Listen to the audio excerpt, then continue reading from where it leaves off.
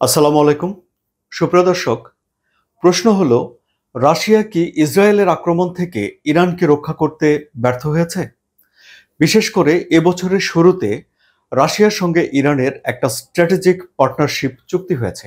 এই চুক্তি হয়েছে ২০ বছরের জন্য এবং এই চুক্তিটি রাশিয়ার পার্লামেন্টে অনুসমর্থন অর্থাৎ রেটিফাই করা হয়েছে।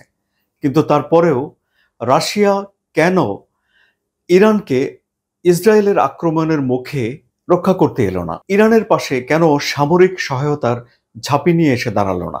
এই প্রশ্ন এখন অনেকের মনেই ঘুরপাক খাচ্ছে। তাহলে প্রথম প্রশ্ন হলো যে, ইরানকে সামরিকভাবে সহযোগিতা করার জন্য রাশিয়া কি বাধ্য? জবাব হলো, আইনগতভাবে বাধ্য নয়। যে স্ট্র্যাটেজিক পার্টনারশিপ চুক্তি ইরানের সঙ্গে রাশিয়ার হয়েছে, সেই চুক্তিতে এটি বলা হয়নি যে কোনো দুই দেশের কোনো একটি দেশ যদি আক্রান্ত হয় তাহলে অপর দেশ তার পক্ষে যুদ্ধ করবে। যেমনটি বলা আছে ন্যাটোতে, ন্যাটোর ৫ ধারায় বলা হয়েছে যে ন্যাটোভুক্ত কোনো একটি দেশ যদি আক্রান্ত হয় তাহলে বাকি সদস্য দেশগুলো প্রতিহত করবে, মানে তারা ধরে নেবে যে তারাও আক্রান্ত হয়েছে, সম্মিলিতভাবে প্রতিরোধ করবে। কিন্তু এখানে ইরান এবং রাশিয়ার ভিতরে এই ধরনের কোনো চুক্তি নেই। বরং যে কথা বলা হয়েছে সেটি হলো যে দুই দেশের কেউ যদি আক্রান্ত হয় তাহলে আক্রমণকারী দেশকে অপর দেশটি সহযোগিতা করবে না। অর্থাৎ ইসরায়েলকে এখন রাশিয়া কোনো রকম সামরিক সহযোগিতা করতে পারবে না। এটি হলো তাদের দুই দেশের ভেতরে যে স্ট্র্যাটেজিক চুক্তি রয়েছে, সেই স্ট্র্যাটেজিক চুক্তির অর্থ যা আমি আপনাদেরকে বললাম। তবে যখন এই চুক্তিটি করা হয় দুই দেশের ভেতর, তখন রাশিয়ার পররাষ্ট্রমন্ত্রী সার্গেই লেভরভ বলেছিলেন যে দুই দেশের ভেতরে প্রতিরক্ষা এবং নিরাপত্তার বিষয়ে সহযোগিতা করার একটা আকাঙ্ক্ষা এই চুক্তির ভেতরে ফুটে উঠেছে। অর্থাৎ দুই দেশের ভেতরে একটা আকাঙ্ক্ষা ছিল একে অপরকে সহযোগিতা করার, কিন্তু চুক্তির মধ্যে তা স্পষ্ট করে লেখা নেই। সুতরাং রাশিয়া বাধ্য নয় যে ইরানকে সামরিকভাবে সহযোগিতা করার। রাশিয়া তাহলে কি করেছে? রাশিয়ার উপপররাষ্ট্রমন্ত্রী যুক্তরাষ্ট্রকে আহ্বান জানিয়েছে যেন যুক্তরাষ্ট্র সরাসরি সামরিক সহায়তা ইসরায়েলকে না করে। এর আগে ভ্লাদিমির পুতিন ইরানের উপরে ইসরায়েলের হামলার নিন্দা করেছেন এবং বিষয়টিকে তিনি উদ্বেগজনক বলেছেন। রাশিয়া যে উদ্বেগ প্রকাশ করবে এবং নিন্দা জানাবে, এ ব্যাপারটি সবাই মোটামুটিভাবে জানত। রাশিয়ার প্রেসিডেন্ট ভ্লাদিমির পুতিন ইরানের রাষ্ট্রপতি মিস্টার মাসুদ পেজেশকিয়ানের সঙ্গে ফোনে কথা বলেছেন।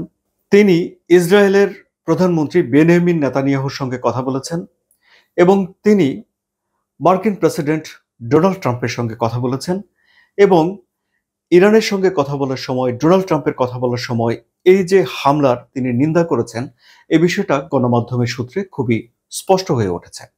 এখন রাশিয়া আগ্রহ প্রকাশ করেছে যে তারা এই যুদ্ধে মধ্যস্থতা করতে চায় এবং দ্রুতই এই উত্তেজনা কমিয়ে এনে পরিস্থিতি স্বাভাবিক করতে চায় এবং এই বিষয়টি নিয়ে আরব বিশ্বের বিভিন্ন সরকার প্রধানের সঙ্গেও ভ্লাদিমির পুতিন কথা বলেছেন।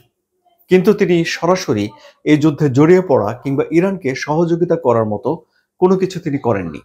বরং তার এই মধ্যস্থতা করার চেষ্টা এবং বিবৃতি দেওয়ার মধ্যে এখনো পর্যন্ত রাশিয়ার অবস্থান রয়েছে। রাশিয়ার পররাষ্ট্র মন্ত্রণালয়ের মুখপাত্র মারিয়া জাখারোভা সর্বশেষ পুরো পরিস্থিতি বিশ্লেষণ করে বলেছেন যে পরিস্থিতি বিপর্যয় থেকে মাত্র কয়েক মিলিমিটার দূরে রয়েছে। অর্থাৎ পুরো যে পরিস্থিতি, এই পরিস্থিতি রাশিয়ার কাছে খুব একটা ভালো ঠেকছে না। এখন আরেকটি বিষয় আলোচিত হচ্ছে, সেটি হলো যে রাশিয়া কি ইচ্ছা করে এসে ইরানের পাশে সামরিক সহায়তা নিয়ে দাঁড়াচ্ছে না, নাকি রাশিয়ার সীমাবদ্ধতা রয়েছে? সুপ্রিয় দর্শক, একটা বিশ্লেষণ আছে এরকম যে ইসরায়েলের সঙ্গে কিছু কূটনৈতিক সম্পর্ক, বোঝাপড়া রাশিয়ার রয়েছে, ফলে মধ্যপ্রাচ্যে রাশিয়া সেই বোঝাপড়াটা শেষ করে দিতে চায় না। আবার এই যে ইসরায়েল ইরানকে আক্রমণ করছে, এই আক্রমণের পেছনে বেনিয়ামিন নেতানিয়াহু এবং ডোনাল্ড ট্রাম্প জোর দিয়ে বলছেন যে তারা সেখানকার শাসন ব্যবস্থা বদলে দিতে চান, অর্থাৎ এই রিজিম চেঞ্জ করতে চান, অর্থাৎ আয়তুল্লাহ আলী খামেনিদের ইসলামী যে শাসন ব্যবস্থা রয়েছে সেটি বদলে দিতে চান। যদি তারা সেটি করতে সফল হয়, অর্থাৎ ইরানে যদি সরকার পরিবর্তন হয়ে যায়, তাহলে একটা সমূহ সম্ভাবনা রয়েছে যে মধ্যপ্রাচ্যে রাশিয়া তার আরেকটা বন্ধু দেশ হারাবে।